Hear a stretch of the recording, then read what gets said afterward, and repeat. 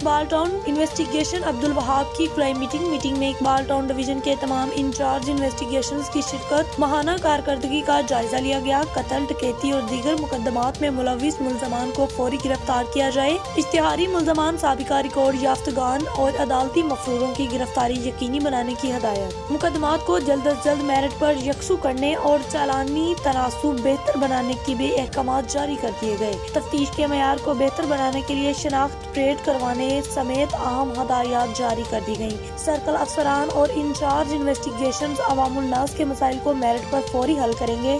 SP Iqbal town का कहना है तफ्तीशी अफसरान पेशा वराना सलाहियतों को बरोए कार लाते हुए मेरिट पर तफ्तीश जल्द अज जल्द मुकम्मल करें।